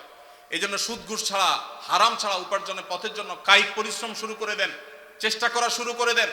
আসুন্নাহ ফাউন্ডেশনের স্কিল ডেভেলপমেন্ট ইনস্টিটিউটে বেকার তরুণদেরকে প্রশিক্ষণ দেয়। প্রশিক্ষণের পর কাউকে পুঁজি দিয়ে ব্যবসা দেওয়া, কাউকে চাকুরি দেওয়া, কাউকে বিদেশে চাকরির সন্ধান করে দেওয়া, এই কাজটা আসুন্নাহ ফাউন্ডেশন করছে, শত শত যুবকের জন্য করছে। ওপেন ফর অল, সামনে রমাদান উপলক্ষে স্মল বিজনেস ম্যানেজমেন্টের কোর্সের জন্য আবেদন করা হচ্ছে। দেশের যে কোনো জায়গা থেকে যে কেউ আবেদন করতে পারবে, আমাদের ফেসবুক পেজ দেখলেই পাবেন। আল্লাহ তাআলা আমাদের ভাইদের হালাল উপার্জনের পথ উন্মুক্ত করে দিন, বলুন আমিন। অজু করার পর বাচ্চাদেরকে বুকের দুধ খাওয়ালে কি অজু ভেঙে যায়? না। বুকের দুধ মায়েরা যদি বাচ্চাদেরকে খাওয়ান অজু অবস্থায়, অজুর কোনো ক্ষতি হবে না, কারণ দুধ এটা কোনো নাপাক জিনিস না। শরীর থেকে নাপাক জিনিস বের হলে তখন মানুষের অজু ভঙ্গ হয়। যেহেতু মায়ের বুকের দুধ এটা কোনো অপবিত্র জিনিস না, নাপাক না, অতএব বাচ্চাকে দুধ খাওয়ালে তাতে অজুর কোনো ক্ষতি হবে না। বোনের হক আদায় করা গুরুত্বপূর্ণ কাজ, কিন্তু যদি এমন হয় যে দুই ভাইয়ের মধ্যে একজন বোনের হক দিতে আগ্রহী, অপরজন দিতে রাজি নন, এক্ষেত্রে যিনি দিতে চান তিনি যে দিতে পারছেন না, তার জন্য গুনাহ হবে কিনা? ভাইরা আমার, এই প্রশ্ন অনেকের। অনেক পরিবারে একজন ভাই আল্লাহ ভীরু, তিনি বোনের হক দিতে চান, আল্লাহর ভয় আছে, কিন্তু বাকি ভাইরা দিতে চান না। কি করবেন? উত্তর হলো, যে ভাই দিতে চান তিনি বাবার সম্পদ থেকে, ধরা যাক 2 ভাই আছেন, 1 বোন আছেন, ওই 1 বোনকে দিবেন বলে এক ভাই রাজি না, আরেক ভাই রাজি। যিনি রাজি, বাবার সম্পদ থেকে 50% করে 2 ভাই ভাগ করে নিয়েছেন। যদি এমন হয়, তো যেই ভাই দিতে রাজি তিনি তার 50%-এর মধ্যে বোনের হক কতটুকু, কোন আলেমের কাছ থেকে জিজ্ঞেস করে যে আমার ভাগে কতটুকু আসছে, ততটুকু তিনি দিয়ে দিবেন। অপর ভাই যে তার ভাগের অংশটা দেন নাই, এর জন্য তিনি আল্লাহর কাছে বুঝবেন। এখন যদি আপনি মনে করেন এক ভাই যদি দিতে চাচ্ছেন, আমি কি করব? আপনার করার আছে, আপনার অংশ থেকে আপনি আপনারটুকু দিয়ে দিবেন, ইনশাআল্লাহ আল্লাহর কাছে আপনি দায়মুক্ত হয়ে যাবেন। কেউ মারা গেলে বা ধর্মীয় পরিচয় দিতে গেলে বলা হয় তিনি সম্ভ্রান্ত মুসলিম পরিবারে জন্মগ্রহণ করেছেন। আমার জানার বিষয় হলো, সম্ভ্রান্ত পরিবার বলতে কি বোঝানো হয়? ভাইরা আমার, খুবই প্রয়োজনীয় একটি প্রশ্ন। বহু আগে আমি, আমার ফেসবুক আইডি ছিল একটা, আইডিটা ডিঅ্যাক্টিভ হয়ে গেছে, নাই এখন আর, সেখানে আমি এই বিষয়ে একটা ছোট্ট স্ট্যাটাস লিখেছিলাম, অন্তত 10 বছর আগে হয়তোবা। এটা খুবই গুরুত্বপূর্ণ বিষয়। আপনারা প্রায় শুনবেন কোনো নেতা, কোনো পয়সাওয়ালা বা যে কোনো মানুষ মারা যাওয়ার পর তার ব্যাপারে কোনো নিউজ করা হলে বা কোথাও লেখা হলে, এমনকি পরিচয় দিতে গেলে, ধর্মীয় পরিচয় দিতে গেলে বলা হয় তিনি অমুকের ছেলে অমুক, তিনি অমুক গ্রামের একটি সম্ভ্রান্ত মুসলিম পরিবারে জন্মগ্রহণ করিয়াছেন। আপনারা পড়ছেন না, পড়েন না এরকম লেখা? এই যে সম্ভ্রান্ত মুসলিম পরিবার বলা হয়, এটা আমার একান্ত ব্যক্তিগত দৃষ্টিভঙ্গি। এটা আমি মনে করি খুবই গর্হিত একটা শব্দ। এমনি সম্ভ্রান্ত শব্দ, এই শব্দ নিয়ে ভিন্ন আলাপ আছে, আমি সেদিকে যাচ্ছি না, শব্দ বিশ্লেষণে যাচ্ছি না। সম্ভ্রান্তে বলতে বোঝানো হয় আশরাফ, অভিজাত, কুলীন, তারপরে আশরাফ মানে খুব বেশি সম্মানীয়। এই যে বংশ এবং পরিবারের মধ্যে কুলীন আর অকুলীন, এই ভেদাভেদ কাদের মধ্যে আছে? হিন্দু ভাইদের মধ্যে আছে, ঠিক না ভাই? ঠিক। হিন্দুদের মধ্যে জাতের ব্যবধান আছে না নাই? হিন্দুদের মধ্যে সব জাতের মানুষ কি সমান? তাদের মধ্যে সম্ভ্রান্ত জাত আছে, আবার একেবারে অসম্ভ্রান্ত জাত আছে। মুসলমানদের মধ্যে কিরকম সম্ভ্রান্ত অসম্ভ্রান্ত বলতে কোনো ভেদাভেদ আছে? আল্লাহ বলেছেন পরিষ্কারভাবে, এই আল্লাহ তাআলা এই পরিবারের পরিচয় সম্পর্কে বলেছেন, ইন্না খালাকনাকুম শুউবান ওয়া কাবাইলা, বিভিন্ন গোত্রে বিভিন্ন পরিবারে তোমাদের সৃষ্টি করেছি, লিতাআরাফু, পরিচয়ের সুবিধার্থে, চেনার সুবিধার্থে। ইন্না আকরামাকুম ইনদাল্লাহি আত্তাকুম, তোমাদের মধ্যে সবচেয়ে বেশি মর্যাদাবান সে যার ভিতরে তাকওয়া সবচেয়ে বেশি। পারিবারিক পরিচয়, বংশগত পরিচয়ের ভিত্তিতে কখনো মর্যাদার তারতম্য হবে না। অতএব সম্ভ্রান্ত আর অসম্ভ্রান্ত মুসলমানদের মধ্যে ধারণাটাই হলো হিন্দু থেকে আসছে এবং একটি ভুল, একটা অপসংস্কৃতি। এটা আমাদের দূর করতে হবে এবং ত্যাগ করতে হবে ইনশাআল্লাহ। আরে সর্বনাশ, অনেক টাইম হয়ে গেছে। আরো কিছু প্রশ্ন আছে, আমরা কি উত্তর দেব না বাদ দেব ভাই? আচ্ছা, এটা সংক্ষেপে দেই। ইমাম সাহেবের পূর্বে মুক্তাদি সালাম ফিরালে নামাজ হবে কিনা? এটা অনেকের হয়, হয় না? হয় না? যাদের একটু তাড়াহুড়ার রোগ আছে, ইমাম সাহেব একটু কাশি দিতে গেলে মনে করে সালাম দিছে, সালাম ফিরে ফেলে, হয় কি হয় না? কিছু লোক আছে দেখবেন ট্রেনের মধ্যে একটু তাড়াতাড়ি যাওয়া দরকার, তো এদিকে জোর করে বগিরি মাথা মাথা হাঁটে, কেন? তার তাড়াতাড়ি যাওয়া দরকার। সে বেশি জোরে হাঁটলে কি ট্রেন তাড়াতাড়ি চলবে? আগে পৌঁছাবে, কিন্তু সে চেষ্টা করে। তো আপনি যতই হুলস্থুল করেন, ইমামের আগে তো নামাজ শেষ করতে পারবেন না। তো এই জন্য ইমামের আগে কোনো কাজ করা এটা ভুল। নবী সাল্লাল্লাহু আলাইহি ওয়াসাল্লাম বলেছেন, ইন্নামা জুইলাল ইমামু লিউতাম্মা বি, ইমাম দেয়া হয়েছে তাকে অনুসরণ করবার জন্য। ইমাম যখন রুকুতে যায় তারপরে রুকুতে যাবা, যখন সিজদা যায় তারপরে সিজদা দিবে, যখন সালাম ফেলে তারপরে সালাম দিবে। এ হলো নবী সাল্লাল্লাহু আলাইহি ওয়াসাল্লামের নির্দেশ। অতএব ইমাম সালাম ফেরানোর আগে সালাম ফিরানো যাবে না। যদি কেউ ইমাম সালাম ফেরানোর আগে সালাম ফিরিয়ে ফেলেন, তাহলে হানাফি মাযহাবের ওলামাদের মতে নামাজ হয়ে যাবে, কিন্তু এরকম করাটা মাকরুহ।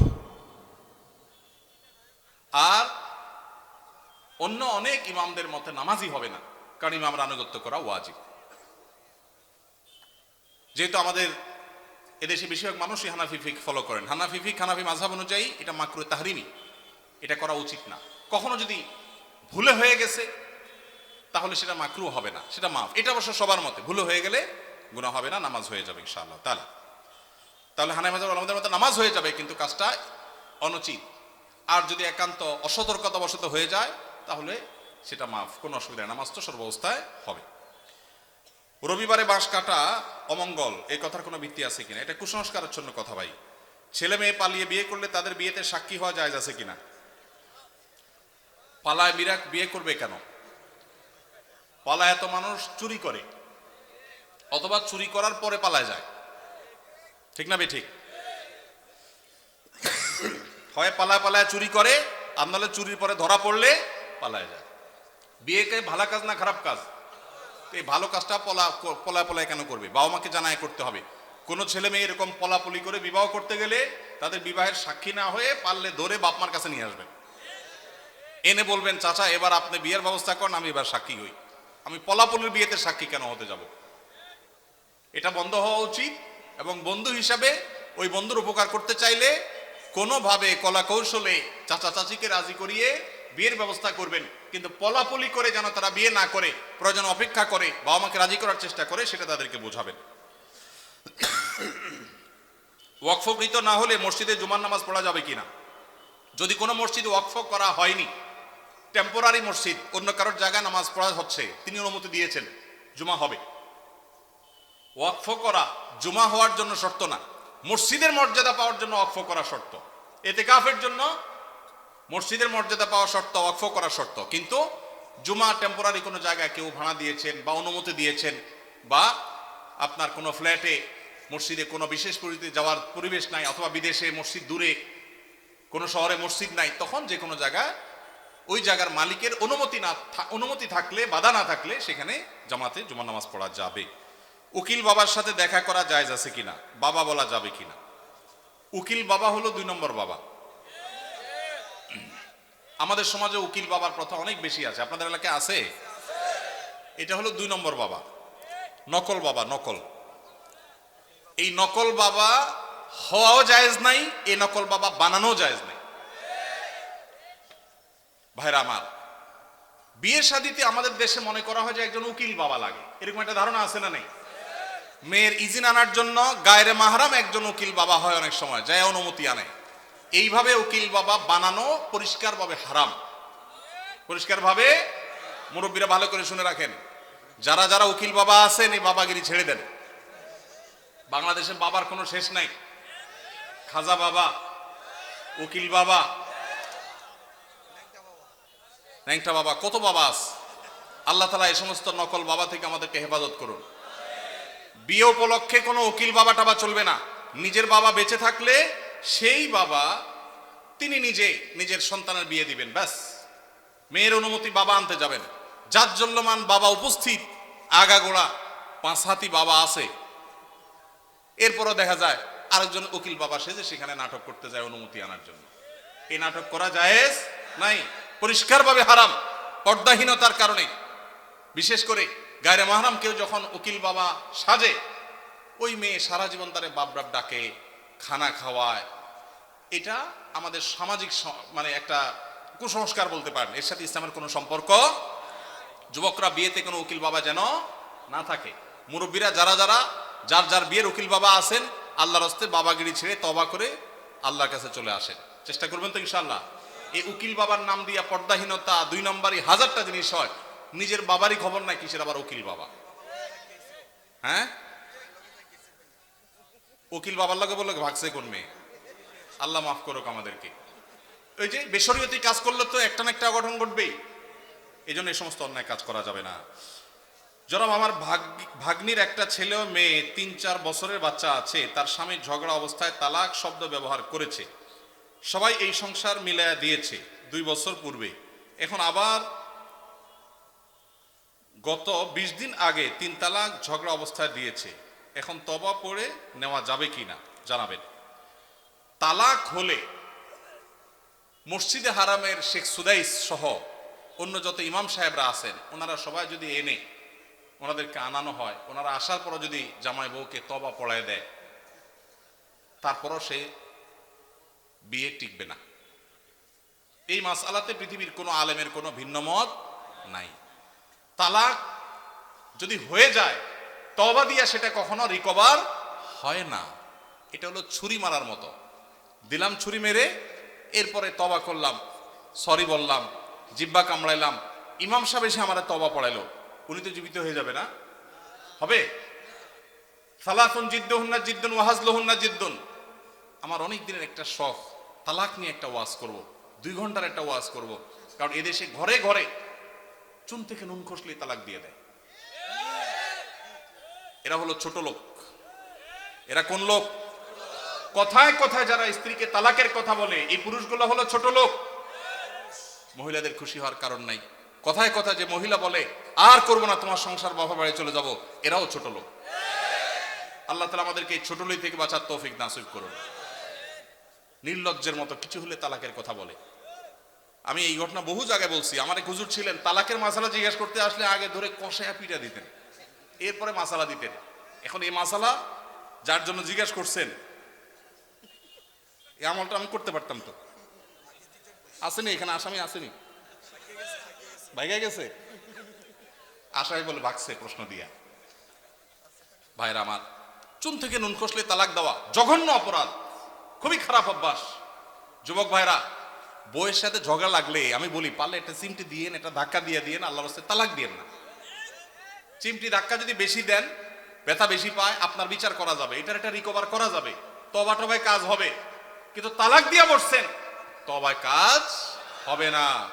এই মাসআলায় তাদের সংসার করা না করার বিষয়ে এলাকার বড় আলেম বা বড় মাদ্রাসা গিয়ে কি ঘটছে পুরো বিস্তারিত জেনে তারপর উত্তর নেবেন। কারণ কোনো বিশেষ কেস নিয়ে আমরা প্রশ্নোত্তর এরকম সেশন উত্তর দেই না যে হ্যাঁ আর সংসার নাই বা আছে, কারণ তালাকের মাসআলায় ভাবে উত্তর দেওয়া যায় না, পুরো ডিটেল জানতে হয়। এটা কোনো আলেম বা কোনো দারুল ইফতা গিয়ে কোনো ফতোয়া গিয়ে জেনেও তারপরে সেটা অনুযায়ী সমাধান করবেন। কিন্তু এইটুকু জেনে রাখেন, তালাক যদি হয়ে যায় তওবা পড়ায় কোনোদিন তালাক টিকানো, সংসার টিকানো যায় না।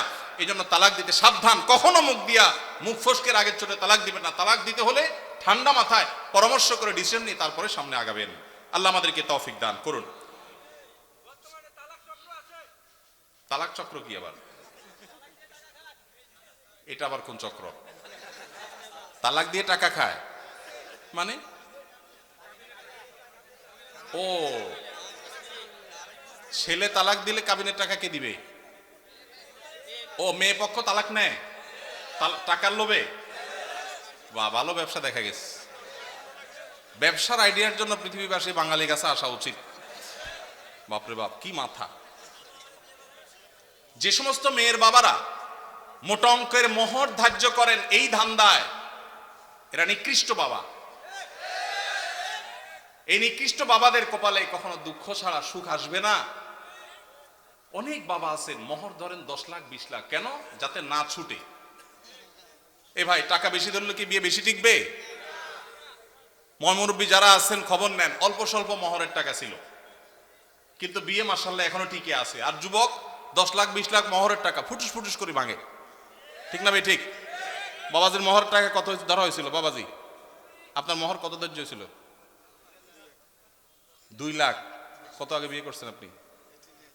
হ্যাঁ, 89 সনে। আপনি কি বড় লোকের ছেলে নাকি?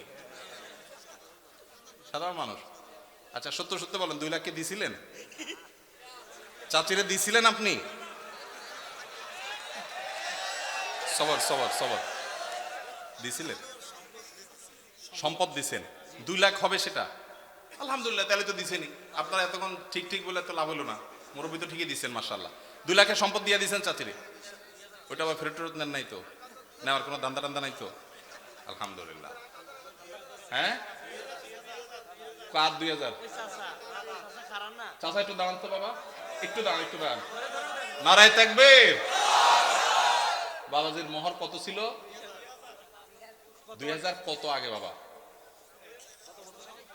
হ্যাঁ হ্যাঁ, কত আনুমানিক? 60 বছরের 2000 তো এখন 20 লাখ টাকার সমান মনে হয়। ওই টাকা কি সে আমলে শোধ করছেন না এখনকার আমলে এসে শোধ করছেন? হ্যাঁ, দিয়া ফেলাইছেন তখনই? তাহলে আস্তে আস্তে দিছেন, আলহামদুলিল্লাহ। এটা একটা দৃষ্টান্ত উজ্জ্বল মাশাআল্লাহ। তো 2000 টাকার বিয়ে টিকছে তো? আছে তো চাচি? আছে তো? চাচি বেঁচে আছে? মারা গেছেন, আলহামদুলিল্লাহ। বিয়ে টিকছে, আল্লাহ চাচিকে দুনিয়া থেকে নিয়ে গেছেন, আল্লাহ থেকে জান্নাতুল ফেরদৌস নসিব করুন। মেয়ের বাবারা যারা মনে করেন বড় অঙ্কের মোহর ধার্য করলে বিয়ে টিকবে, এটা একটা নষ্ট চিন্তা। শুরুতেই যদি বিয়ে ভাঙার চিন্তা করেন, এখানে বরকত কোত্থেকে আসবে? ইন্না আযামান নিকাহি বারাকাতান আইসারুহা মাউনাতান। যে বিয়েতে সবচেয়ে মোহর কম থাকে সেটা বেশি বরকতময় হয়। এই জন্য 10 লাখ 20 লাখের ভিতরে বরকত না। হ্যাঁ, কারণ আল্লাহ তাআলা সামর্থ্য দিয়েছে অনেক, সে 10 লাখ কেন 10 কোটি দিল ভিন্ন কথা। সামর্থ্য নাই, ছেলে বেতন পায় 10,000, মোহর ধরছেন 10 লাখ টাকা। এটা ফায়জলামতি ছাড়া আর কিছু হতে পারে না। তো এই বিয়ে বাণিজ্য, তালাকের বাণিজ্য করবেন না। আল্লাহ আমাদের সবাইকে বুঝার তৌফিক নসিব করুন।